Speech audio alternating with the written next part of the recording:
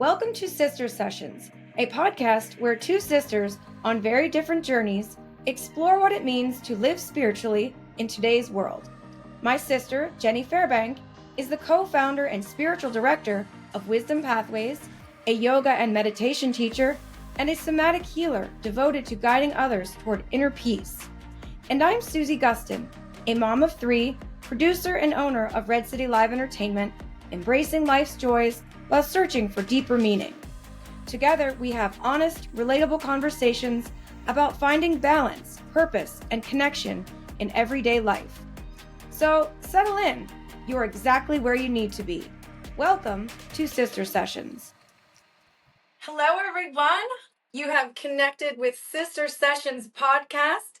I'm Susie Gustin with my co-host and sister, Jenny Fairbank. Hello, everyone. Welcome to Sister Sessions. And as you can see, we are not alone today. We have a very special guest that Jenny and I are honored and excited to share with you. We have joining us today is Karen Kubicko. Karen is an author, healer, and past life regression expert. Karen helps people remember who they really are, across lifetimes, so that they can live with more love, peace, and purpose today. In 2005, Karen began remembering her past lives through regression. Since then, she has recovered memories from more than 200 of her past lifetimes, which have led to the healing of chronic asthma and the discovery of her life's passion and purpose. Karen believes that we are here in the classroom of life to learn about our soul's truths and find the inherent joy of living through the heart. Please welcome Karen Kubicko. Oh, thanks. I'm so glad you guys invited me to be on your show. I really do appreciate that. You guys were very fun to chat with before we recorded today, for sure. Yeah, thank you, Karen, so much. You know, I feel like our session, when we talked, I could have talked to you all day long, and it was so much. For sure. No, it's a good time. I mean, we're connecting with spirit guides and angels and whatever information that you have. I guess whatever information that you wanted to find out, the spirit guides will talk to me about. It's a really great time. Well, really quickly, I just want to interject that to our listeners, Jenny and I both separately had the pleasure of getting different kinds of readings from Karen. For sure. If you want to go more into that, Jenny. Well, I mean, you know, Karen and I feel like are soul sisters and, you know, colleagues because we work in similar ways, differently, of course, but we serve in similar ways. And it was so beautiful to connect with you, Karen, and to really hear a little bit more about you and your story. And then also you connecting me with my spirit guides that I talk with regularly. But you deepened that in a sense for me and gave me some more insight because as I've shared with you, this is newer for me to be channeling. It's only been about a year. Yeah. So I am. You have. What did you say? It's a beautiful gift. Yes, it is. I'm really acknowledging that and allowing myself to embrace it and to trust myself. And I feel like, and as you and I both, I think, have this passion to help others to find their true self, right? Sure. And to tap into their highest self. That's been my mission, I've realized over the past couple weeks for like my whole life, and doing it in different ways. And I'd love to hear it because we didn't get to talk about how you started this. All came. So if you wouldn't mind sharing like the beginnings of this for you. Wow. Okay. So far back do you want to go? Another lifetime, to be honest, where I mean, and that's the truth. When we incarnated here for the first time on this planet, this earth, this is one school, if you will, that we can choose to learn and to grow. And I feel like it started then. Isn't that funny? But it was really more about really connecting in to help the earth evolve to a more intuitive, loving space for us all to grow and learn in that kind of way. But in this current lifetime, I really had a little teeny bit of an inkling and connected with my own spirit guides whenever I was a very young child. And I just called them ghosts. I grew up Catholic. I didn't really have a way of understanding what they were. I just called them ghosts because of the book Casper the Friendly Ghost we had when we were children. It's true. And so when I talked to my parents about it, they're like, there's no such thing as ghosts. And so I just really blew it off. And I remember very distinctly the day I was sitting in my bedroom and I had my hands on my covering my face like this, so I couldn't see the two a girl and a boy that were sitting there in my bedroom. And I said, not supposed to see you. I'm not supposed to hear you. It was devastating because I actually thought for most of my life they were my two children that were going to be born to me or something, but they were in fact my spirit guides, Lena and Daniel. And so when I got reacquainted with them many years later, that how that happened then is I think what you're asking, though. It's really when I had my second child was being born. We both almost died during that process, and it was a very emergent C-section. And I know I was floating above the OR where they were performing that, and I have clear memories of being above, being able to see and view everything that was going on, knowing that whole room was filled with other people, their spirit guides, my child's spirit guides, the doctors and the people who are working there, and angels and all that kind of stuff. It was very different experience. I had clear knowledge about what was happening, and meanwhile I'm under, you know what I mean? And So Karen, besides observing that and seeing that, what were you feeling at that moment when you were seeing yourself above? the funny thing is that when I spoke to my one friend about it originally, because I didn't even realize it's a near-death experience, right? And so I definitely felt very much type A. Make sure you guys are following that. Don't forget to pay attention to this. Make sure you inspire them for that. Blah, blah, blah, blah, blah. That's kind of, I felt like that's what was happening, which is. Did you have any fear? No. No. No, I felt like, I don't know how to explain it. I guess I felt like I was really interacting with them to make sure that they were helping the people who were helping me and my child. Wow. Yeah, it was bizarre. Were you alone or were your spirit guides with you? Oh, no. My spirit guides were definitely there for sure. For sure. It feels like if I'm remembering it right now as we're talking about it, it feels like a very crowded room. And the OR, the operating room, I guess that's the OR. It feels very small. I mean, and the walls seemed like a weird color of creamish green. And it was definitely because of the lights that they had everywhere because of that color. But I remember being above and just so many. Archangel Raphael was over here. You're making me remember all this. That's so interesting. Archangel Raphael was over here, kind of overseeing it all, very big wings displayed. And then over here were my spirit guides, kind of to my right. So I definitely feel like they were all conversing and talking during that experience for sure. And then what happened?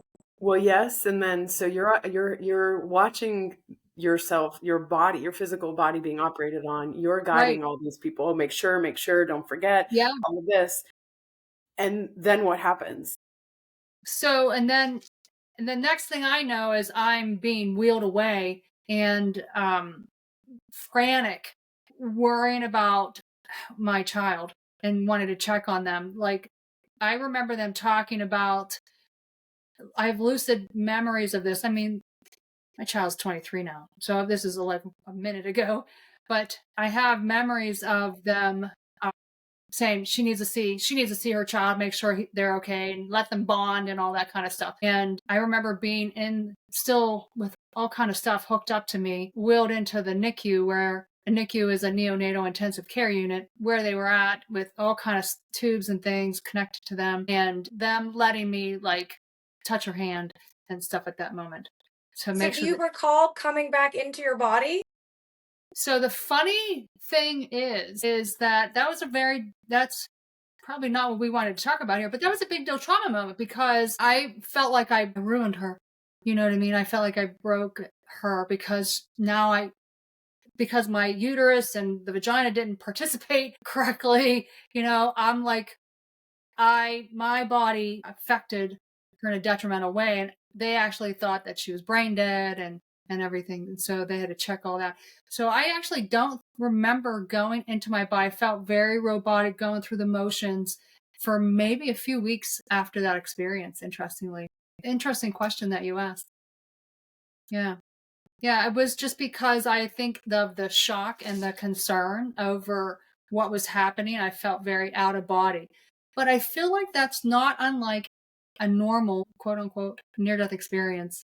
Yeah. Where you feel connected with your humanness into your physical body, grounded. Do you know what I mean? Yeah. I know that we want to get on the topic for sure throughout this episode about connecting with your spirit guides and talking to our listeners about what that looks like. But before we do, we definitely wanted to hear your background and all of the experiences you went through to get to where you are now. Okay. So I will ask you, what role do angels or spirit guides play in your personal life today? Well, I work with them, I think, every day. I mean, I'm working with them for other people when I'm talking to them about whatever it is that they've come to me for, whether it's a past life regression or an intuitive reading of some type. It's almost, if you think about it like this, your spirit guides and angels, and that's not discluding your past or loved ones. That's a whole other fun group that can help inspire and help you along in your current human life. But think of it like it's your team and you're the coach and you don't really know you have this team rooting for you, or your cheerleaders, I guess I should say. Someone's telling me to say cheerleaders instead of team. Really, because like if you're going through the motions of your day and you might feel like you're on the wrong path or on the right path, you have this group that are like, hey, make sure you like answer this phone call. Don't forget to check your emails because there might be something important there. To help you along whatever it is that's making you excited to be in this life right now.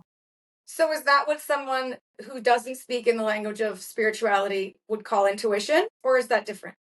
No, I think that you're not wrong, because if you are being, it's a funny thing, because if you have spirit guides, we'll just go with the spirit guides because angels are the same, but spirit guides it feels different. The spirit guides seem to like really inspire you with day-to-day stuff, where angels are more, hey, you need to heal that one thing right there. I mean, don't forget about that. Like Raphael is the angel that's really, I feel like he's in charge of like all the healing angels for very deep healing types of things. And so like he might inspire you to maybe get more into helping others to heal through energy work or channeling like Jenny does, or Reiki or anything like that, and really inspire you with that kind of thought. But your spirit guides would most likely, like an example they're giving me right now would be to inspire me to do this podcast with you guys. Do you know what I mean? And be like, that's a great idea. Don't forget to email them back. All that kind of stuff, where you're like, you might get sidetracked where doing other things like whatever else you're working on, or you might be in the middle of working during your regular job or whatever. And then you're like, nope, you got to make sure you do this. Make sure you do that. They're like, kind of putting that thought back in your mind to and nudging you forward into in a path that would be best for you. Do the spirit guides have a sense of humor? They, Of course they do. Yeah? they absolutely do. Yes, I have funny examples about that, but there is like, gosh, there's too many examples. They're giving me all at once. But like, for example, Susie, for whatever reason, one of your spirit guides has shown me the color green. Now, you and I both know that the color green has to do with your heart chakra, but this gentleman that's standing there right now, they're telling me he's your spirit guide, and he's shown me a 4-leaf clover just for you. And he's talking about luck. So I don't know how into Irish stuff you are, but he feels very much like he's trying to shower you with luck, and showing me a green. He's wearing a funny green outfit just for funny, to be funny, because you asked about being funny. And so they're giving me an exact example just for you. And so he's showing me this gigantic It's big, like this 4-leaf clover that's bright green, and is trying to hand it to you. Because That makes me feel really happy. because like that, It does. I mean, but like, I have Daniel, my main spirit guide in this current lifetime. One time I was remembering a lifetime where I was learning about, through, I guess, experience, that we have exit points that we choose. We could have one main exit point where we choose to pass, or we could have multiple exit points where if we get past a certain point and we've learned so much on an energetic soul level, then we move to the next exit point because we've surpassed that, or we decide on some subconscious level that we wanted to stay here. And so they're showing this to me and helping me understand this knowledge through example, through remembering a past life.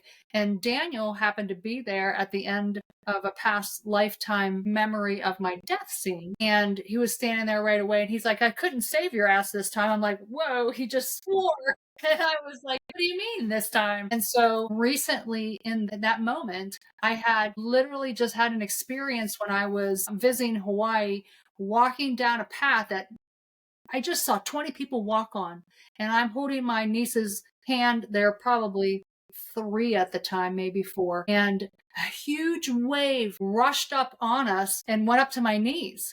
And I didn't even notice it was happening. I just felt someone holding my feet to the ground so strongly that I couldn't move.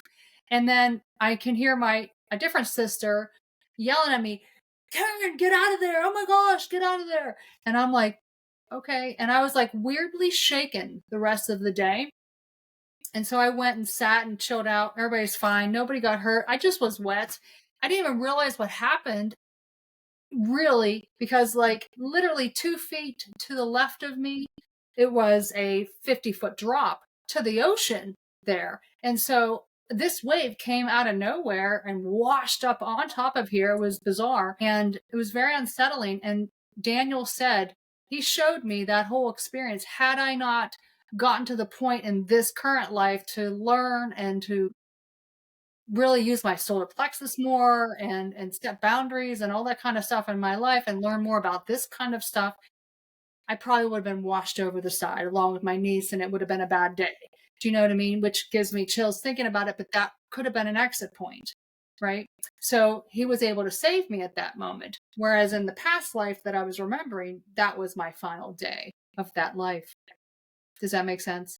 So they're able to, like, that was his funny, I couldn't save your ass, but it was definitely, and we laugh about it now, but it was definitely not funny at the moment when I was experiencing that. But it was a great way to segue into how that's connected, in a sense. Yeah. I love these stories so much. It's incredible to hear the details of these things. And what I wanted to ask you was, you were talking about the voice that comes and like the nudges that you're saying the spirit guides are sharing and helping us. What about our higher self and our highest soul expression? And how can you tell the difference between when it's a spirit guide versus when it's your highest self? Wow, that's a great question, Jenny. It is a good question. I'm asking them for guidance. How about that? Because they are here helping me and helping you at the same time. How do you know the difference? So the way that they're answering me this question is that it's very hard to comprehend, but we're all one. Yes. And so if, like I often teach people to use themselves as a pendulum to help receive a yes by feeling compelled to move forward, or a no to being repelled away from something, or, to the side if you're sitting, whatever. But I try to teach people to remember to connect first to your higher self. You don't want anybody else's interaction or guidance, because then you get the knowledge direct from the higher dimensional aspects of you through all the dimensions, your higher self aspect. The alternative example I give when someone asks me this type of question is, one time when I was in the midst of trying to date again, years ago, I was asking my one spirit guide, Lena, hey, what do you think about this guy? And I'm asking this question through a friend of mine. And he's like, yeah, she's telling me you should date this guy. And so I go out with him for a month or so. And after a month or so, I was like, what are they thinking? You know what I mean? Because it did not work out and it was a learning lesson. And so when I go back and I talk to Lena, I'm like, why did you say that this person was someone I should date? And she was like, oh, Dad, you learned how to speak a little better and stand your ground and stuff like that. I'm like, oh my gosh. So her perspective of what's good for me and what I think is what I want is very different, right? Oh, So, yes. and it's funny now to think about, but she was definitely trying to help me to learn some type of lesson, to overcome something. Whereas if you were listening to your higher self, should I date this guy? Straight away you'd be like, no. Do you know what I mean? But is Where she that the was, higher self or is that the ego then? Because the "Hmm, ego is the part that will be negative and self-doubt and question and fearful and all of that stuff from what I understand is like there's the ego part, right? That's like attached to outcomes and have expectations and judgments and all of that, right? And sure. our higher self, which could also be, as you said, it's so true. We're all one, right? It's Yeah, we all the are. same in a way, is that loving, compassionate energy that does have our highest good with intention, that will be sometimes very often what we don't want because our ego might want something different, but what our soul needs is not going to look the same. Oh, that's such a deep question, Jenny. This is where I go, I can't help myself. But I mean, and I've contemplated this because I definitely have received some messages and I'm like, and I've asked the question, who's telling me this? And they're like, it doesn't matter. We're all, but when, you know, when I'm working with someone who's new to understanding all of these topics and things, it's a little bit easier to your whole higher self, your whole subconscious is such a huge aspect, energetic aspect that extends through all the dimensions, grounding below us into this earth, connecting to source, and this illuminated channel of connection through all of our chakras, through all the dimensions. We're immense. And the part of us that's in this human at this moment is just a small little part. So back to using yourself as a pendulum, I tell people it's almost you get to feel that flow and that connection through your higher dimensional aspect, that you're setting your ego aside and you have no opinion based on this humanness that we have here in this earth plane, and setting that kind of aside to only get the pure answer of what's for our highest good. Does Yeah, that help? absolutely. I I mean, that completely get that. Yeah. it's I usually draw a picture because it's easier to comprehend when someone's shown something, but I mean, hopefully our viewers can visualize that with us because we're so much more than this, and then we're all connected. So then we're all one. It's very cool, and uh, the more we heal, the more everyone heals. So go ahead, Jenny. Go ahead, keep going on that. Yes. And I just, one more point to that is it's what I always find is crucial is discernment, right? To be able to discern where we are getting our information within ourselves. And that if we are tapped into our highest self, how we know that is what I understand is like, it's a calm feeling that we get. There's just a knowingness. There's not a thought process through it. It's this soft, calm knowing of like, oh yeah, this is what I need to do. And trusting that inner voice. Trust is so important. Mm-hmm. So I guess to your point, I'm contemplating this because I never really thought too hard about it.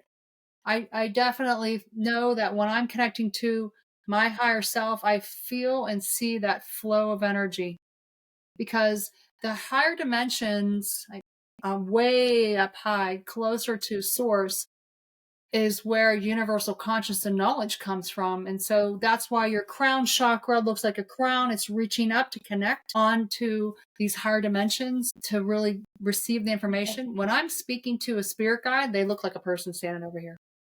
And so it's like I'm having, she's funny, my spirit guide saying like a gal pal, which I don't understand why she's saying those words to me, kind of like a powwow kind of interaction with them. Yeah, that's incredible. I mean, what a gift you have to be able to see. That's so That many is. people see. And I have to ask because just for the listeners, we are about to get into it. We're about to talk about how you can connect with your spirit guides. But one more question on my end. Maybe Jenny has one more before we get into it too. But my question is this. So you talked about when you were little and you would see ghosts. That's what you thought in your head, Sure. from Casper. And, your parents would just say to you, No such they don't thing. exist. They don't exist. And you would go to your room and you would try to make them go away. So now, as an adult, fully immersed in this world and, doing this every moment of the day, what do you say to skeptics now? Like your parents were the skeptics when you were little, those don't exist. What do you say to people that say, there's no way this lady is talking about truth? This doesn't exist. Do you bother with that? Do you have something that you present to that kind of situation? So, I mean, I guess for me personally, it's like I put a mantra or a rule in a sense out there. I only work with people who are open and ready to receive a healing through the help of their spirit guides and angels in some type of way, or receive information from them. So it's literally a rare occasion for me if someone comes to me for a reading that is a skeptic. It's a waste of my time and energy and their time and energy. So it doesn't make any sense. I mean, I have to respect other people's understandings. I mean, if you had met me 20 some years ago, I mean, I didn't even know what chakras were. I didn't have this kind of gift in a sense because I wasn't even tapped into any of this. If you'd have talked to me about higher self and talking to your spirit guides, I'd have been like, I can't help you with that. That's. Sorry to interrupt you. No. Yeah. When did your gifts then appear? Because often, I have read and listened to hundreds of near-death experiences, and very often gifts will come online like this after a near-death experience happens. Is that what happened to you, or how did this arise? So then there's more to the story, right? So after my second child was born, about 3 months later, I woke up in the middle of the night, and I remember distinctly seeing someone standing at the corner of my room, holding them real loving and looking down at them so loving. And I said, did she wake up to her dad? And nothing. They didn't look up. They didn't respond. Nothing. And I looked over. They're still sleeping. I looked back and they were gone. I was like, who's holding my baby? And so I went to see a psychic for the first time. And he said to me, they have a really strong third eye. And if I don't help her, she'll go crazy. And I'm like, don't even know what a third eye is. And that's not happening. So I looked up stuff on psychic things, and I found a book called Children's Past Lives. And I'm like, weird stuff, kids stuff, should be good. But I couldn't put the book down. And through doing all the past life stuff, then I started to talk with my spirit guides again and to really understand on a bigger level who I really was on a soul level. And then fast forward from that time to 2016, which is almost 10 years ago, I had another near-death experience, and that was a very different experience than the first time. And after that experience, I was really not grounded in this energy here in this earth for a while. And I could easily see the other side, and it kind of just stayed. That's okay. So it was the second near-death experience when it really opened up. Would you please give us the details? I love this. Karen, I told you Jenny was going to be so excited to talk to you about this. You did tell me. I mean, I was practicing connecting in with the other side because during a past life regression experience, I had convinced a couple of my friends to help me be in a hypnotic state, a meditative state, so that I could work on my past life stuff. And then one day Lena, my spirit guide, said to me, "You can ask us anything." And I was like, what do you think she means by that? Anything? And so then I asked a few of my friends, this is before my second near-death experience, what do you think she means by that? And she's like, well, I don't know. So I asked some people who I thought would know, and they gave me a list of questions. And I went back into this trance hypnotic state, asked my spirit guide those questions, which, by the way, was a very big, long process to get to. I'd have to remember a past life, go through the death scene, get out the other side where I was interacting and talking with my spirit guide, Lena, at that time. And then I'd say, hey, Lena, I have these questions. What do you think? And then she'd talk to me about all this stuff. And so that was something I only did once in a while. It wasn't an everyday occurrence. And so I was practicing trying to get information on spirit guides and talking with them and really trying to see how many were standing there and getting some guidance or information for whoever I was talking to without being in a hypnotic state. And I was kind of getting okay at it. I had never done a paid reading or anything at that point. And then I had that car wreck. And right after that, it was within months, people were paying me to do readings for them. And I made a painting that kind of shows what I see on the other side. I made them all organized. Spirit guides hang out here, angels hang out there. All your past lives are lined up right over here, and past our people hang out there.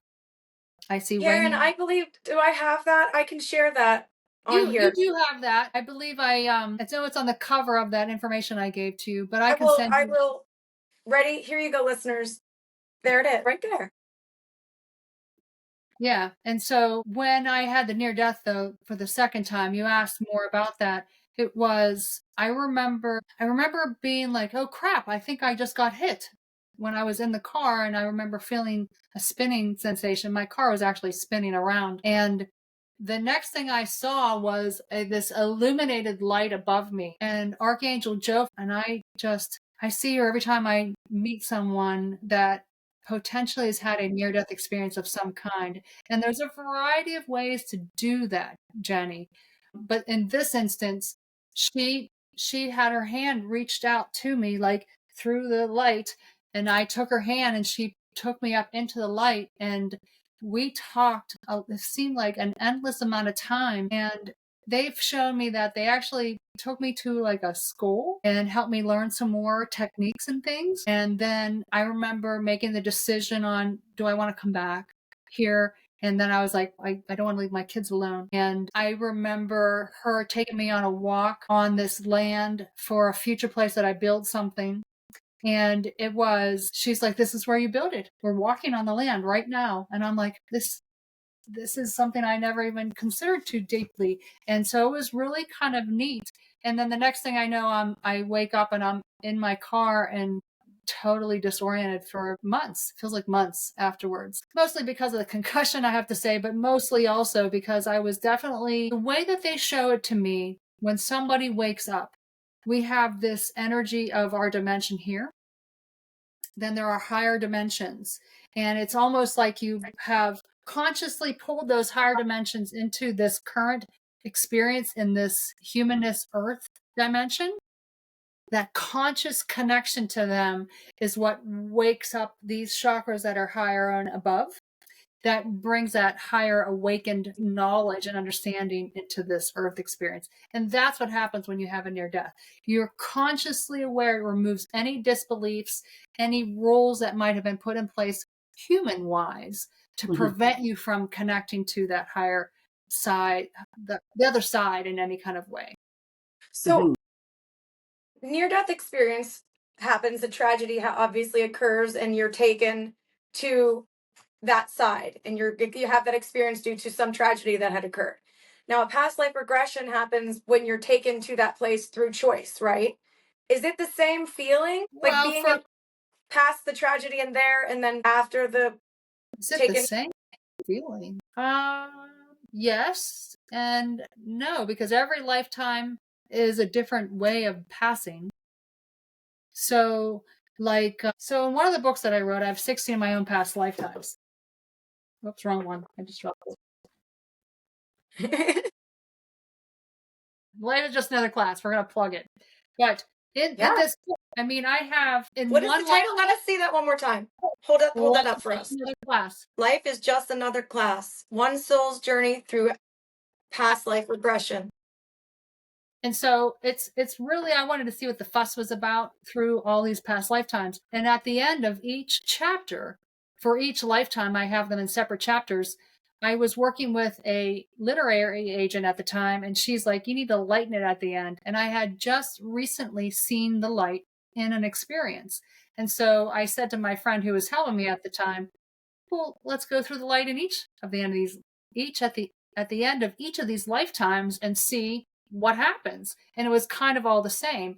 Now, when I was a child and past, in the one lifetime, I was in Ohio, I had polio, and so I'm laying in bed. And I remember, I think I'm like 7 or 8, I'm not that old. I remember in spirit sitting up out of my body and looking back at my body laying behind me and thinking it's funny and just giggling because it was silly. Like, and I was just playing around with it. And then my mother, who had passed in that lifetime, was standing right there waiting for me. And she helped me go into the light. In another lifetime, I was a male, which happens, we're either sex, it doesn't matter, it's whatever, we're here to learn, that we choose the body that we're in. In that particular lifetime, I had fallen over the side of the hill, and when I hit the bottom, it's almost like I came out of my body. And in that moment, I thought about my wife at that time, and I was moved across a continent, it feels like, in China to where my wife was so I could watch over her and my child. And then after I waited until she found out that I was passed, because she didn't find out for a while, and it was super sad, then the light showed up. And then my friend who had already passed showed up and helped me into the light. All the while, my spirit guides are hanging out there. In another lifetime, I kind of floated away from my body, and then Lena is hanging out there with me, and we're floating, and the light's hanging out right there. And she's like, that's where I would go to get the answers of questions and stuff like that. Each very different ways of having that experience of once you've left your body and then seeing the light, going to the other side, that type of thing. Whereas in the first near-death experience, when my child was born, I didn't even see the light. In the second near-death experience, I went in the light with the angel. So it was very different. I hope that answers your question. I'm not really sure. All different, and they're all, It's very different. yeah, that's what's so beautiful. No, you did answer. Mm-hmm. Okay, good. It was just, it's always accessible. As soon as you step out of your body, what seems to happen, I guess, to clarify more for anyone who's listening, every time you step out of your body, whether you're having a near-death experience or if you are under anesthesia, which happens more often than people realize, and or remembering a past life death scene where you don't even have to go through that death scene if it's not easy to go through. You can just bypass that. Okay, now you've reached the point where you've stepped out of your body. You don't have to experience any of that trauma. And you're at the point where you now become aware of spirit guides or angels or whoever's there for you at that moment. And almost always people see that experience where someone they know is someone is there, or they start to see silhouettes, which is really they're seeing the greeting room. That's as soon as you look into the light, you kind of see silhouettes of people waiting there for you, which are Passover people, other spirit guides, angels, the whole crowd of everyone that cares about you on such a deep level is all right there for you. It's at that moment then you can connect in with all that. And it's no different. Every person who has seen the light, they're like, oh my gosh, it's so loving. I just want to be drawn to it. It just oozes this golden, radiant light, and you just want to be near it. And I think it's like analogous to like a moth to a light at the outside of your door at night. Why do you think they're banging their heads on that light? They're trying to get in. You know, it's funny to me when you think about it, but it's no different how you feel when you see it. You're drawn to it. But that's a moment of clarity and understanding of a higher level. And so often those in these stories, it's very rare for someone to say, okay, yeah, I'll go back. Like you said, yeah, I'll go back and I want to be with my kids. Sure. Most of the stories I hear, they're like, no, it's good. I'm good. I'm staying here. I don't want to go. Like, this is too good. And they came back anyways. And then sometimes they don't have choice. Okay. I've heard so many stories of they didn't have a choice, and that their guide was saying, no, it's time, you have to go back. You're not done. You know, then there are times when people do have a choice, when the guardian angel or whoever they're with, the guide says, you can stay here if you want, and you'll just have to start over later, to have another life later, or you can go back. And so they choose to go back, even though they really don't want to, because they know that they have work to do. Well, I'll tell you what, my children being here still and at a younger age, that was definitely an inspiration for me to come back. But Archangel Jovial got me excited about my future by her showing me this space that I was walking on. And I was like, well, I don't want to miss out on that opportunity. And then for the real of it, Jenny, on a soul level, throughout our entire soul experience, through all of our lifetimes, I mean, if you came into this life and you're on a mission to do something to help others heal, like you're doing, Jenny, and stuff like that, and it's every day you're thinking about it, every day you're thinking about it, every day you're doing something towards it, whatever, you don't want to stop in the middle of it, have to start all over again. Amen, sister. I mean, I am totally on board with that. I totally agree, because, I love listening to these stories. I love to think about, the higher realms. And I am so grateful to be here and being in my mission and doing the work that I'm doing, boots on the ground, right? That's where we are. Boots on the ground. That is definitely a thing. Yeah, because we'll just come back again. Shoot, I messed up. Let me try that again. How many times have we done that? Millions. I'm not doing that. Well, I think we get off track, right? Of course we do. And trauma happens, and I know in some of my lifetimes, I'm like, man, I was pretty on point for what I needed, but then something would happen, like I'd get killed or something, and I'm like, darn it. And then start all over again. But right. I'm determined this lifetime to persist. Yes. As my one teacher always says, it almost works. And that's what we keep being drawn. We almost get it just right, but we're not here necessarily to get it just right. We're here to wake up and to see who and what we really are, that we are these fractals of the divine source that are having this beautiful experience, so that the divine source is experiencing through us all of this incredible stuff in every atom of creation, which is beyond our little brains can handle, right? I mean, the vast universe. For sure. I mean, and sometimes people say to me too, the heaven dimensional space is, I call it the land of love. Yeah. It's pure unconditional love. I mean, everybody's so happy. You're instantly manifesting. You do whatever, create whatever. And it's just bliss.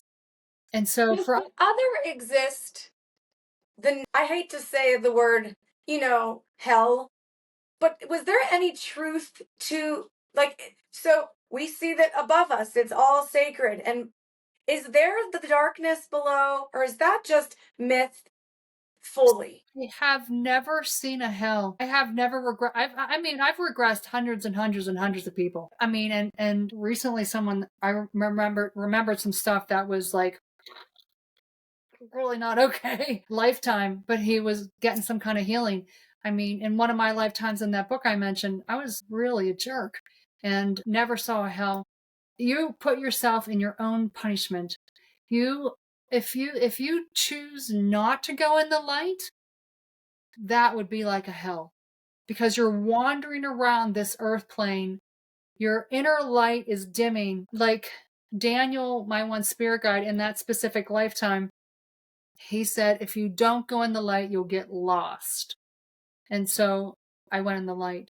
But I had been wandering around for hundreds of years because I felt like I wasn't worthy of going in the light. I had forgiveness work to do and all that kind of thing, which is what I was working on. As far as hell is concerned, I mean, I have never seen it. Well, maybe that's good. Blessed that way that it's never come across me, but I have had people remember some pretty lifetimes that weren't so fantastic and kind of dark in a sense. They didn't have any experience that was any kind of hell, any kind of judgment. You are the only one that judges you 100% of the time. Your spirit guides won't even tell you if you want to have another lifetime or not. They suggest it, encourage it, because you're asking to, you're showing them, hey, I want to work on all these things on my list here. And they're like, okay, here's some lifetimes. Which one works best for you? And I'm like, yeah, that one right there. And they're like, are you sure you want to have a lifetime? They're like, are you sure? And I'm like, yeah, I think I'll try it again. It's kind of like if you run a marathon, you're like, oh my gosh, what was I thinking? That was so much work. And then you're like, yeah, I could do that again. Oh yeah, I've done it. Yeah. It's not easy. That's such an important point. All of what you're talking about, all of these things in terms of like the light and the dark, and it's a pure state of consciousness. It's your consciousness. It's where you put yourself in. No one's doing it to you. We do it to ourselves based on just ignorance. We don't know what we don't know. And, when we call it heaven, and it's not up here or down there, it's here inside of us. It's not anywhere. It's not up in the heavens in the sky. It's not far. It's right here. And that isn't the ultimate goal, by the way, right? Is to just be playing in the astral realms. Our ultimate goal is to merge fully back with source. Correct. Which is going to be when we have fully awakened to our full potential and our light. Correct. Like, right? You're fully connected through all the dimensions consciously. Exactly. And that's an unfolding and an awakening that happens through. That's time. Why it takes us so long, right? We have so many incarnations because it takes a long time to wake up. It takes a long time. Yeah. Yeah. Someone spoke about even how your chakras wake up, like your root chakra when you're an infant child. It's all about basic needs and getting nurtured and being fed and warm and all that kind of stuff. And then your sacral chakra wakes up a little bit. You get that interaction. You look at mommy, you look at daddy, and then your solar plexus wakes up and you're like, no, I don't want to do this. I won't eat those peas or whatever. And then your heart chakra opens up and you're snuggling with and giving kisses and stuff like that. And then you're voicing your opinion with your throat chakra. It's no different than you're expressing and connecting through all the rest of them too. Right? So perfectly said. Yeah, absolutely. There's so much to be said. So much. Well, I would love to get into it. And if you could help us understand how us, the listeners, how do we connect with our spirit guides in our everyday life? And I'm just going to hand this over to you because I don't even know the first question to ask besides that. And we'll go from there. So I guess basics are basics for connecting with your spirit guide. First of all, we have a whole team of spirit guides. When I tune in for someone, I see many different kinds of spirit guides. We have council member spirit guides that help us pick our lifetimes out and help us stay on the path. We have main spirit guides that kind of pair up to help us along in a particular lifetime. Daniel and Lena for me. And so then we have muse like inspirational guides who might come in droves, they're saying that word, to help you be a mom, to help you create, to help you paint, to help you teach, heal, whatever it is that is your passion, to do this podcast for you guys, to find the technology. Someone's inspiring you specifically for that. And then there are past ever loved ones from other lifetimes who on your dying moment, they make a vow or commitment to you.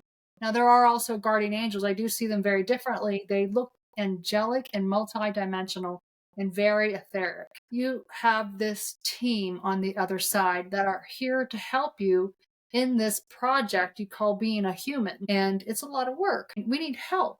You're not alone. So the first thing is to ask your spirit guides to show you a very specific sign. A lot of people pick a feather. It's what I started with. And so if you ask them to show you a feather, then when you see a feather, and I don't care if it's a tattoo on someone's arm or you find it just floating in front of you, that's a sign from the other side. You asked for it and you received it.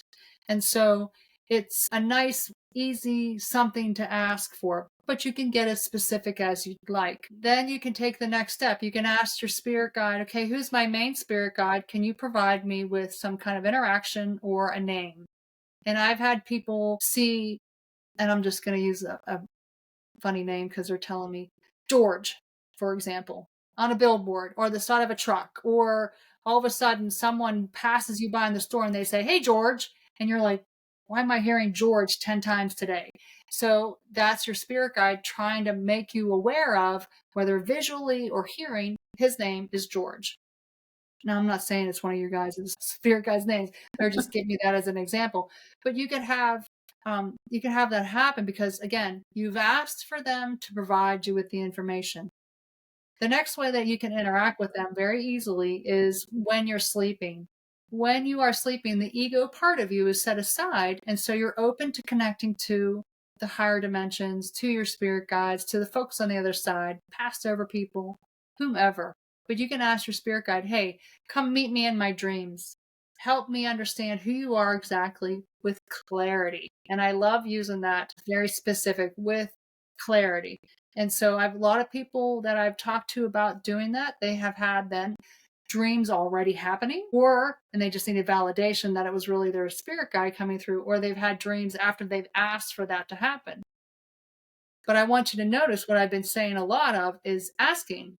Your spirit guides and your angels cannot interfere in your life unless you ask. The one time that they can help you, according to my spirit guide Daniel, is at the moment where you've reached the point where it's an exit point and you've gotten to the point where you've learned and you want to go to this next level and stay in this lifetime. They'll help prevent your death. Like how my spirit guide had held my feet to the ground so I didn't get washed into the ocean at that one moment in a near death, not sort of, kind of, not really a near death, but like it could have been my death day kind of thing, my exit point. I didn't ask for Daniel to help me with that. He just helped. And so you have to understand your spirit guides and angels are respecting that we chose to have this life because we wanted to experience free will. And so free will to choose what clothes we wear, how we cut our hair, whatever we talk about, wherever we want to work and do and experience. We choose all of that. And if they would interfere, we wouldn't have free will. So you ask for a sign, you ask for them to give your name, you ask for them to come in your dreams, that type of thing. Because now you've opened that door of possibilities for them to interact with you. Whereas, before they're just like, I wish they'd ask,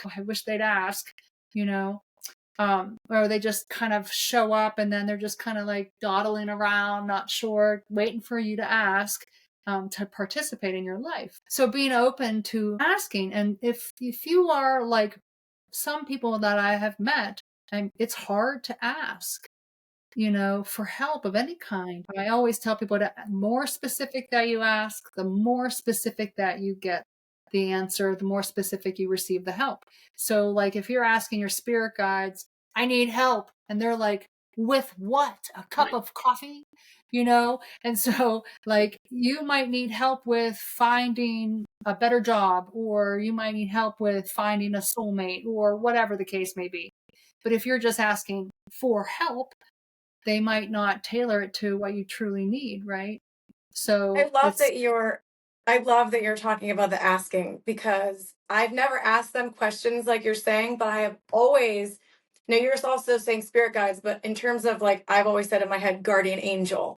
same. Since I had my first child almost 20 years ago, I have always asked my guardian angel anytime that I thought any one of my kids needed extra. I've always said, okay, it's time for you to go. Stay with them. You're with them today. Leave me. I'm good.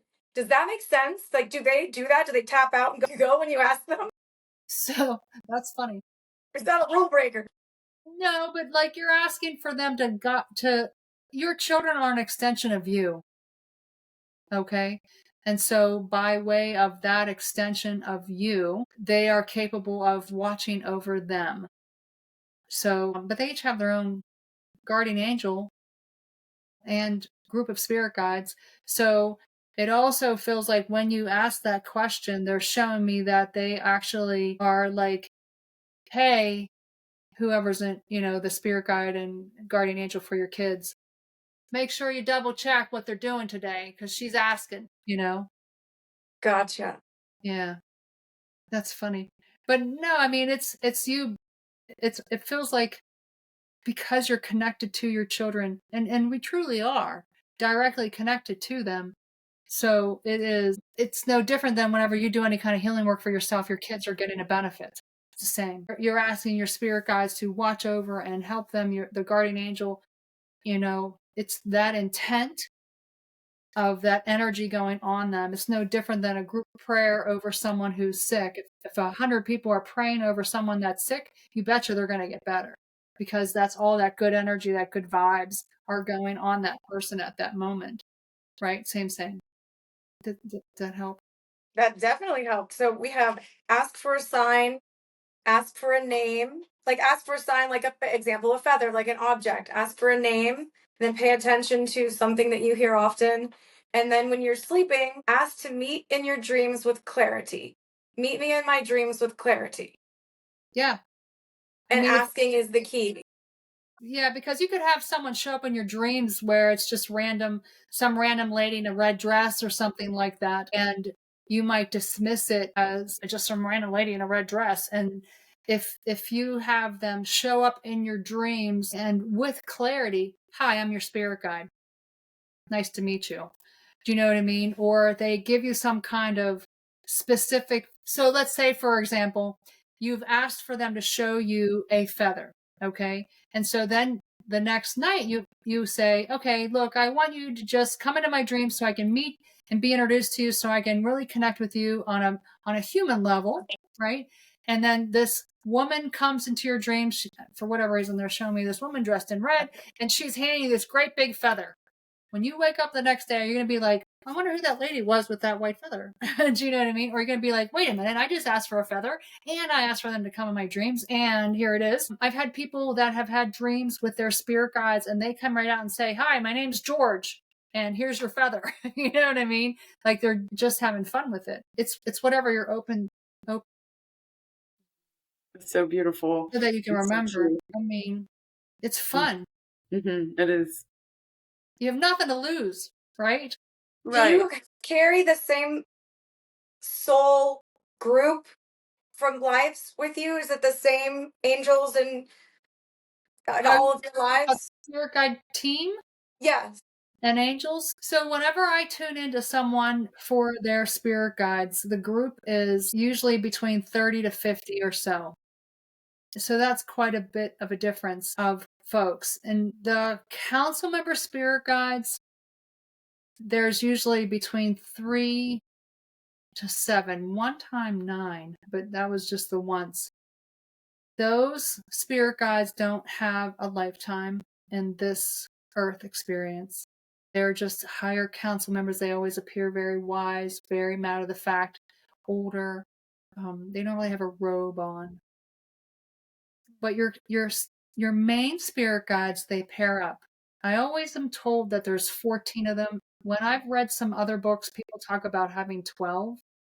But so to answer your question, like the main spirit guides, they pair up depending on what it is that you're focusing on. So Lena has not always been my main spirit guide. Daniel has not always been my main spirit guide. They just happen to be the two that are my main spirit guides for this current lifetime. So, but I have other main spirit guides that have hung out with me and helped me in other lifetimes. For the Muse inspirational spirit guides, I mean, that just changes up depending on what you're focusing on. So, like, for example, in another lifetime, maybe you were someone who was a potter or made bricks or something like that. Not something you're interested in this current lifetime. Probably not. I'm just assuming because you have bricks behind me, it made me think about that. But like, they're showing me you as a potential man making these bricks, forming them, whatever mold, however they make them, I don't even know, and firing them like a piece of pottery, that type of thing. I mean, you would have another whole set of guides helping you get the right formula to mix the clay with the whatever else they stick in there to bake it at a certain temperature for X long and to know whether it's going to work or not. that kind of stuff you don't care about in this current lifetime, right? But in another lifetime, you might have. So then it would be a different kind of inspirational type of beings that would help you in that sense, right? So yes, they change, but the group, when I'm tuning in, I'm seeing someone's whole soul experience. And so these people have helped throughout that person's whole soul experience. And I have met main spirit guides who are not their main spirit guide in this current lifetime, but were relevant and helpful in another lifetime. So they came through to talk about that. Wow. So it's the same group, but they changed designated rules, I guess, to help in a particular lifetime or experience. Fascinating. It feels complicated, but like it's almost like tap out your turn because they're working on something different in this lifetime. Yeah. Yeah. Like when I've been a guy in other lifetimes, Daniel seems to be there because Were you ever royalty or famous? No, but I've regressed people who were. And so that was cool. I've regressed people that were in the Titanic, which was also cool, actually. Mm-hmm. Yeah. It was weird because like it all happened within a couple months. Like, I don't know, it was weird. I have had people from all over time come through, connected to people in royalty, connected to that kind of stuff. One king one time. But like I don't talk about that kind of stuff because nobody's business. Well, that must be quite the eye opener for someone that comes in to get a reading and then they're like, "You were a queen." Like, whoa, that is awesome. I definitely have people who've been on the court come through and princesses or princes and stuff more often than king, queen stuff. But you have to understand, there's not just one king and queen. Back in the day, in medieval times and the Renaissance and all that kind of stuff, there were kings that were over groups of land, right? And so, or there might have been like bards or not bards. I don't know what they're called. It's not on the top of my head, but like there's other groups that then were under the king, but still kind of were in a castle-y kind of place, and I've had people like that come through. But interesting, it didn't matter who people were. It's all about the experiences and who loved them, who they loved, and that type of thing. Truly, it didn't matter if you were dirt poor living on the streets or if you were near royalty and all that. Like you could be living in a castle situation and feel as though you had zero ability to choose your life and were enslaved in a sense. You couldn't choose who you wanted to date. You couldn't choose where you wanted to go. It kind of feels like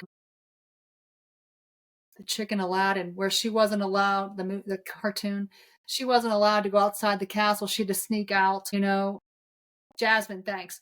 And so it's definitely comparable to that because it was so much pressure, so much rules. They had to appear a certain way.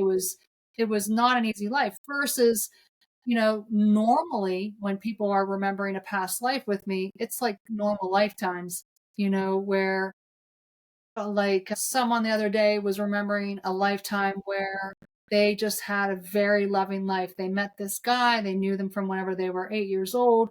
They experienced through their life. They had 3 kids together.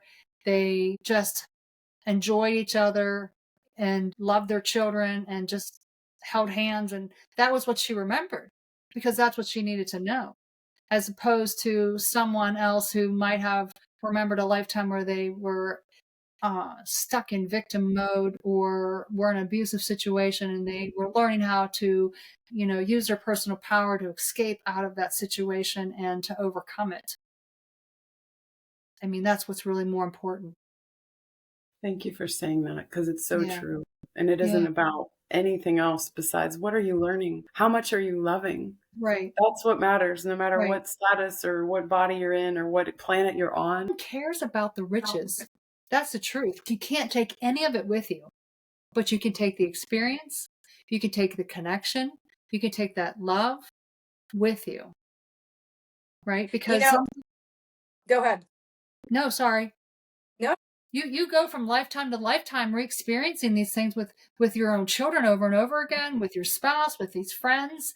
with coworkers. You've had multiple lifetimes with them over time. And it's like, it's not about I've had $1 billion in my bank account. It's about I've had these beautiful relationships with these people. Or I was so alone, and in this lifetime I have a bunch of people in my life. You know? Mm-hmm. It's you're learning how to have those experiences. Yeah. So if you could, in 1 or 2 sentences, give a reason why somebody would want to or need to, or what is valuable about having a past life regression session. Oh boy. In 1 or 2 sentences. I know. I'm putting More. Maybe a short paragraph. Okay.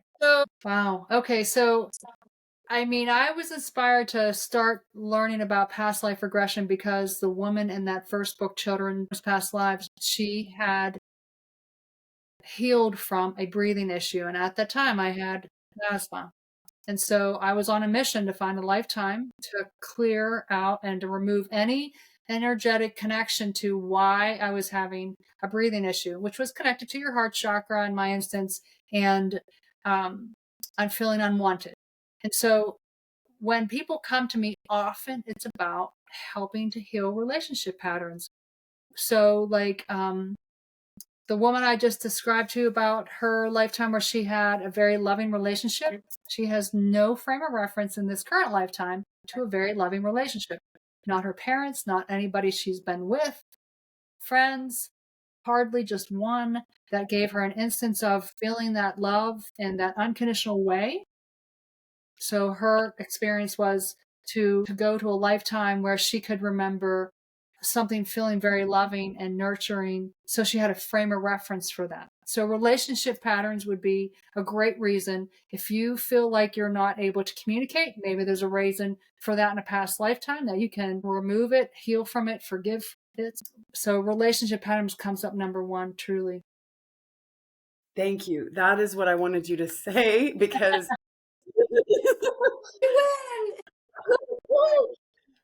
I mean, Karen, you know, I'm in this world with you, so I know how people can feel or think about these things and what's the point, and I don't understand. There are really good reasons to do it. Yes, it's fun and interesting to see this, but there's deeper reasons. It's not for a game. It's actually for healing. Right. Right. If you're having like asthma is a beautiful example. And I've heard these before, right? Something that's wrong. Like you're feeling like you're having an issue with your throat. There's Right. some deeper reason for it. Exactly. Sure. That can be healed.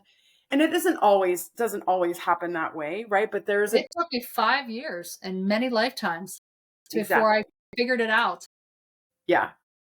So It's work. yeah, it's not like a one-time thing necessarily. I mean, this Can be, it but it's can not be. usually. Right. Yeah. Yeah. I mean, it takes persistence. It's no different than if you're going to the doctor for a medical thing and you have this thing on your finger and you can't figure it out. You can't figure it out. You can't figure it out. It takes you 5 years to figure it out. You finally figure it out. And you're like, finally, you get that epiphany.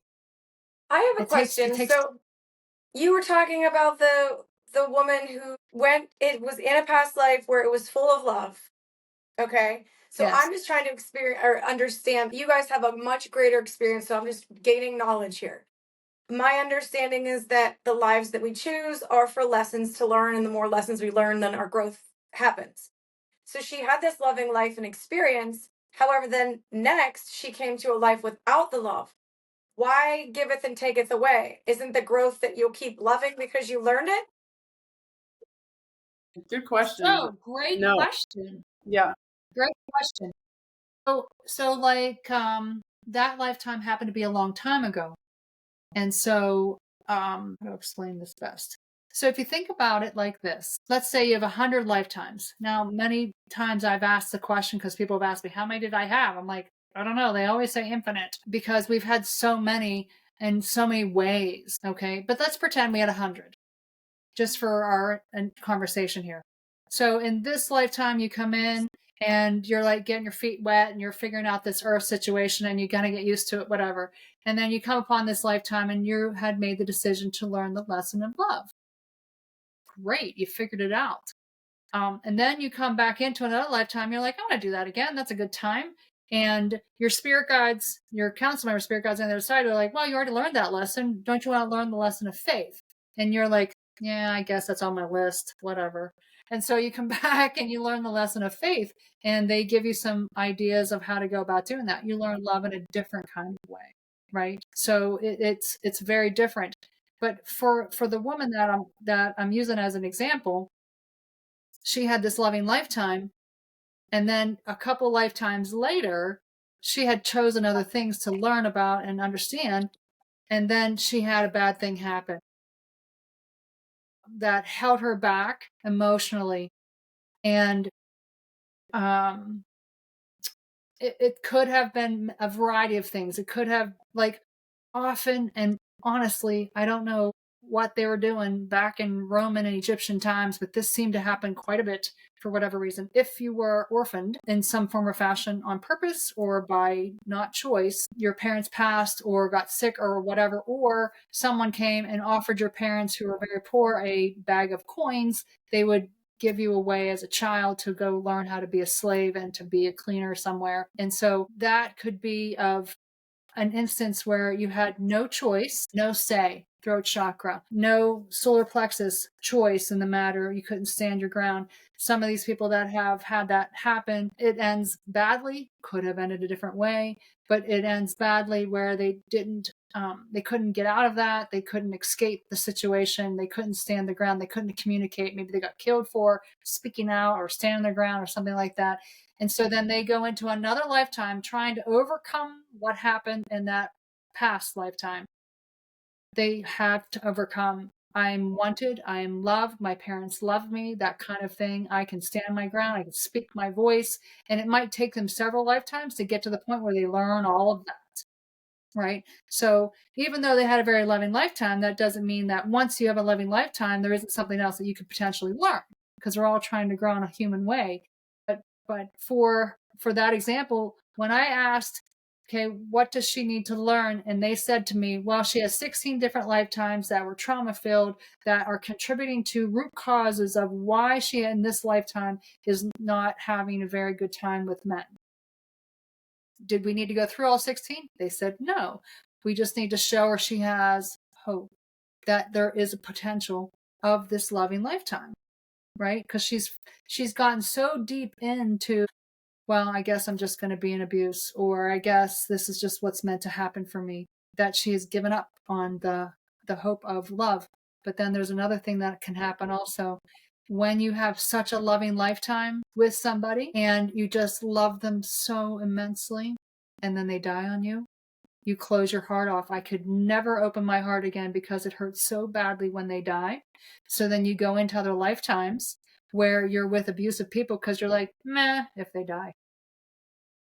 That's a thing that's happened. Wow, that makes so much sense. Yeah. I mean, there's a couple different ways you get to that point. They're giving me the information to tell you right now. But it's frustrating at best, because you have to learn about that and overcome it and realize that you're lovable, or open your heart again, because some people are so closed off to that. Mm-hmm. Yeah. This is why we have to remember that growth isn't linear. You know, it's a spiral, and karma is a spiral, right? Karma is unlearned lessons, and it comes around again to see if we've really gotten if we've passed the test. Right. And this is all a beautiful dynamic play of Maya. You know, I think we just need to see that there's a reason for every experience we have, and that we can look at life in more of an understanding of what really is happening versus being a victim to our life, and, you know, even a victim of karma, because we actually have we have so much power. And that's really what I feel so strongly about, right? Is to show people that they have all the power within them and the wisdom within them, and to learn how to tap in to their highest self, and to listen to your guides, and to know that you have choice, and that you can become free from, I mean, I feel really strongly about that, like the death and birth cycle, right? The samskaras, like we can free ourselves from this. And it's great to have lives, and it's beautiful and fun and exciting and a lot to experience. And at some point on your long soul's journey, you'll be ready to move on. I mean, the more that you forgive, the more that you awaken, the more that you connect in, and every person that you see, they're going through their own journey. You're responsible for everything. Even that car wreck. I could be very resentful of the people that hit into me and the experience I went through, but guess what? Who put that there? I did. On my timeline. If I got off my path, I put that car wreck on my timeline. What was I thinking? Right. But look where I am because of it. Exactly. And that's a whole thing, Karen, that we could talk about for hours, because that's huge right there. That's everything, right? Is You to are see that. Yeah. And that's very difficult for us, because absolutely, as a human, you're like, wait, I would never. But when you're not in a physical form and you're in your spirit body and you're on the other side and you want to learn and you're eager to grow, it all looks good.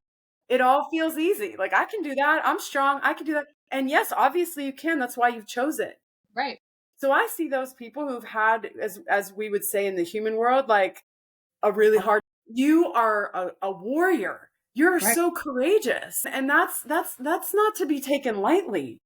You know, And you're in it to win it. For sure. I mean, and it's, if you are able to have this stuff thrown at you and you are able to overcome it repetitively, I mean, what a better person you are. But then when you get to a certain point, though, it feels like you get it so much that you're like, yeah, I don't need to have to experience it the hard way. You know, now there's an easy path. Like, you know, I could have kept on having asthma and never attempted to try past life stuff for that specifically. And every day taking all those inhalers and doing all the medicine and all the restrictive things I was doing. And now I don't have to worry about that. But it took me 5 years to do it, right? I could have chosen not to. Same. I mean, it's, you go through you do the work. You have to do the work. And it's, the prize is loving yourself more, which is an ultimate goal. Now, I know you have a series of books. If someone is beginner, where would they start? What book would they start with? Well, beginner. Mm-hmm. So it's funny that you asked that, because I've actually put together this. I don't know if you can see, it's 10 signs. Yeah. 10 signs you've lived a past lifetime. It's a workbook. And so this is like a real lay person kind of thing. I don't even know if you can see that. Mm-hmm. But it's like, why did you just instantly bond with somebody? You know, why? What makes you, I mean, some people believe that they have met someone and they have known them forever. And why do you think that? You know, and where did that come from? And who is that person to you? Are they like a profound impact on your life? I mean, there's a variety of reasons for that, obviously, but most of the time it's because you've known them in other lifetimes. Or why do you see someone maybe and you're like, oh, I don't want anything to do with them? Is it your intuition guiding you against connecting with them on some level? Could be. But sometimes it has to do with, even if they're standing there, they look like a totally normal, very nice person. You're like, hard pass. No, don't even want to interact with them. They might have really hurt you in some deep way in another lifetime, and you don't want to repeat that pattern again. So interesting, right? Sorry, I got a little off tangent. But it's definitely, I mean, that is a downloadable PDF if you wanted to do that on my website. Just sign up for emails from me, which I don't really send too many out, maybe once or twice a year. But it's really a nice little thing if you like to have credit that's on Amazon. But if you want to just kind of delve into I guess, stick your feet in to get a little bit wet on the past life regression part of it, I talk about my journey because I was trying to understand what was all the fuss about past life regression. I mean, I was truly trying to focus and understand the healing aspect of asthma for myself, but I wanted to see, do you grow on any kind of level? Are you just kind of thrown into these different lifetimes in any kind of way? Or are you eking up a hill here or a staircase of growth? And so what they've shown me through working on my own is in fact, yes, every lifetime that you choose to have, you're growing on some deeper soul level. It's no different than how you've grown in this current life. As an infant child, you don't know a whole lot. And as you get to a teenager, you think you know everything. And then as you get into your 20s and 30s, you're like, well, I didn't know everything. My parents were kind of right about some of this stuff. And then you get into your older, 50s or whatever, and people look at you as wise and understanding a lot of things about a lot of life and all that kind of stuff. It's no different than as you go through your lifetimes. You start out kind of knowing a little bit, and you learn a little bit more, and you learn a little bit more, and you grow on such a deep level. So, yeah. I mean, I would start with this one then next, because that's 16 different lifetimes. And then if I have 3 books online so far, let me grab this because I dropped it earlier. And then if you are serious about healing relationship patterns, this one is for people who are trying to learn how to love themselves, because someone cannot love you only as much as you love yourself. So this is making true love. It's not about going to bed, but it's through breaking patterns, relationship patterns through past life regression. Because like how I explained to, when you closed your heart in a lifetime, you might have to remember that lifetime where that person died on you to help you heal. And that's not easy. Or you might remember a few lifetimes that were not especially wonderful to remember, but helps you understand why you are type A, why you don't feel compelled to speak up, that type of thing in this current lifetime. And no matter what relationship you're talking about, with your own family, with your spouse, whomever, that type of thing. It's very far reaching. I love that you dedicated a book to self-love. Jenny and I talk about that often on here, about the importance of self-love. Yeah. I'm so glad. I mean, it's the truth, because no one can love you only as much as you love yourself.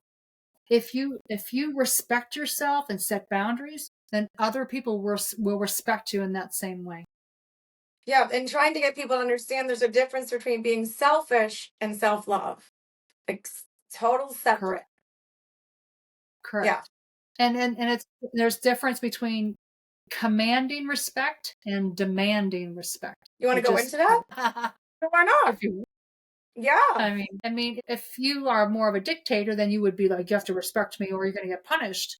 If you're commanding respect, you're respecting your time, your energy, your everything. It's like setting boundaries, really. It's the example they always like for me to give. You've finally sat down to enjoy a book with a hot cup of tea. And then someone calls you or texts you, oh my gosh, I have to interject and interrupt your day, and my life is chaos or whatever, and I need you to drop everything and drive me someplace or do whatever. And you're like, I'm in the middle of something. I can get back to you in a few hours or tomorrow, but for right now, I'm in the middle of something. You don't have to explain yourself. You're letting them know that you are respecting your time. You just needed a couple hours to read your book you've been setting aside for 6 months. Have that cup of tea when it's hot and enjoy that time for yourself without any guilt or remorse. That's respecting your time and yourself, right?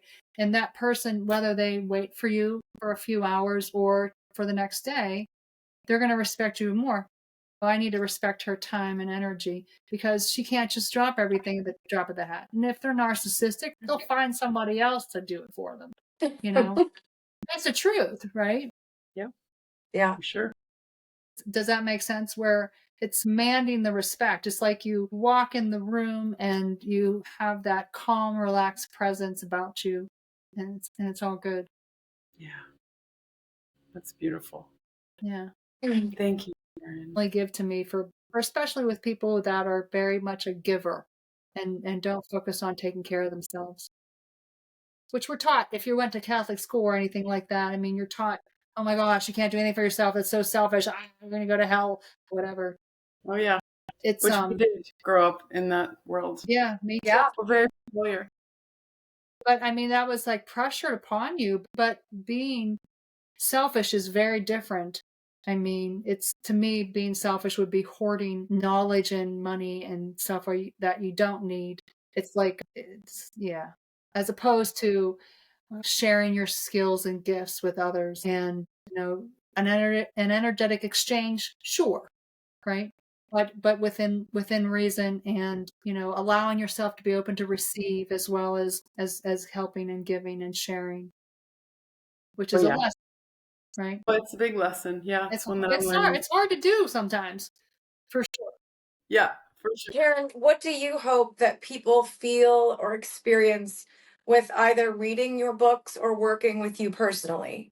What do you want them to experience from that? I guess I guess the main gist that I have put out there often is to feel comfortable getting connected with their whole soul's journey, and learning and healing from that, whether it's through past lives, in between lives, whatever or however you need to go to journey to that. It's really about feeling comfortable with the process of healing and loving yourself even more, and recognizing that you're so much more than this human. So much more. Now, is a past life regression something that's like, oh, I'm not saying one and done in that harsh of a way, but is it something that, like, say I do a past life regression with you this week, should I do another past life regression with you in a month? Or is it like you've done it, you've seen it? Well, it depends on what you want to get out of it, right? So, like, I had someone come the other day. The last time I saw her was 10 years ago. And she had come for a past life regression then, just to try it out.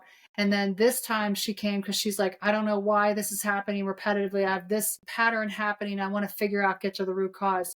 And so then she had a very different experience. It was when she was ready. When someone asks me, hey, how many times do I need to do this with you? Should I come every month? Whatever. I'm like, it's up to you. You'll know. Because, I mean, when you can't force someone to heal, right? If someone's not ready to, then it's not their time. I actually have people that come to me every month. I have people that come to me once a year, every 6 months, just once, and I don't see them again, but I might. I don't really know. For me, when I was working on it, I was doing it as often as I could. I started with a self-guided hypnosis meditation, and I listened to it every day for 30 days before I had any inkling of a past life come through. So that's persistence, right? So you can come to me in person. I have guided meditations on my YouTube channel. There are other ones out there. There's lots of information out there now about it, but it's what you want to choose to learn about that. So let's say, for example, you come to me and you want to focus on seeing some lifetimes that you've had with your kids. So then a couple come up and you get to see yourself interact with your kids in a lifetime, which Oh, okay. You explains. could get very specific. For sure. Oh, okay. Yeah. And really interconnect with them and understand. Like, I had a woman come to me. She was pregnant at that moment. She now has the child, but she was pregnant at that moment, and she had a lifetime memory of what her son was like in a past life, and why he chose her, and all that kind of stuff, why he picked the name. Beautiful. She was awesome. And so that was really cool. I mean, I've had people just try to understand why they have a specific kind of career. But the coolest thing, let's say, for example, you want to focus on your own personal healing abilities, and you want to remember a lifetime where you were so good at being intuitive and a healer. So then you can go back into a past lifetime, remember that lifetime, and then bring forward your knowledge and skills into this current lifetime to reclaim them, in a sense, remember them, that you have them. A lot of people come to me for that as well, which is super cool. Because that's fun for me too. Yeah. Yeah. I mean, there's just so much. It's not just, oh, cool, I have a past life. Meh.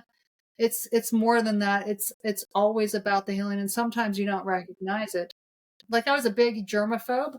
When I was learning more information for this book, I was writing it and my friend was reading it, and she's like, you're not going to put in there that you overcame being a germaphobe? I'm like, gosh, I didn't even realize that happened. Because I had remembered a lifetime where I had drank tainted water that made me very sick and caused my death, and germs, right? And so in this current lifetime, my kids are little, I was like a fiend about wiping everything down and all that kind of stuff. And then after I remembered that lifetime, I didn't even realize it. I was like, nah, the germs will help them grow stronger. You know what I mean? And it's funny how I went from, I just kind of turned the tables on that germophobia stuff. Wow. It's Yeah, remarkable. sometimes you don't even realize what you've healed. Yeah. It can be pretty impactful. Yeah, it's whenever you're ready. I tell people, you'll know. Well, I think if you're listening to this podcast right now with Karen as our guest, it's a sign that maybe you should consider being ready, because this has been such a gift. Honestly, such a gift for Jenny and I to connect with you, and now to connect you with our listeners. I feel like we're giving them the gift of your presence and your abilities that you've brought to this. What would you guys say? Earth? Try to speak the language. Yes. Yes. And we're very grateful for you. And yeah, you guys. yes. I don't know. Do you guys have anything else that you want to share today with our viewers? Karen? Well, you can reach out to me at KarenKubicko.com and just, schedule something with me. Find some of my free things I have on YouTube. I got books. I got a past life course on my website. So it's all good. Yes. However you get the healing, I try to provide a ton of stuff out there for people to do. Thank you for that. Thank you for all the work that you do for humanity, Karen. It's really very important and needed. So I really appreciate that. And grateful for that. Yeah, you stepped into your gifts and you're sharing them with the world. And that's the best thing we can do, On a mission. You are. I know it, sister. I feel you. You're on the same one. I am very strongly. Sure. Yeah. And I appreciate you guys having this podcast, inviting me on here. I mean, it was wonderful to be able to spend that time with you beforehand, for sure. And to gift you those readings, for sure. Yeah, thank you so much. And we'll put all of your information in the show notes, so they'll have links and everything, so you'll have easy access to Karen. Yeah, absolutely. And once again, we want to thank all of our listeners. We love you all so much. We're so grateful for you. Don't forget to share us with your friends and your family and your neighbors, and follow us on Sister Sessions Instagram for all the latest news. And to learn more about Karen and her books and courses and her past life regression work, visit her website at www.karenkubicko. It's Kubicko, Karen with a K, KarenKubicko.com, and start exploring your own soul's journey today. Thank you. All is well. Thank you for tuning in to this week's episode of the Sister Sessions podcast. If you found inspiration in today's conversation, we'd love it if you shared the episode with your besties, family, or even your favorite neighbors. We'll be back next week with more to share, but until then, remember, meditation is the key to unlocking your inner peace. All is well, friends. See you soon.